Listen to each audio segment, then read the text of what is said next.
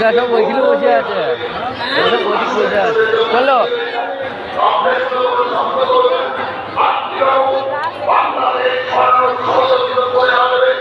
আমরা বিজেপি থাকতে একদম বিজেপি কর্মী নয়,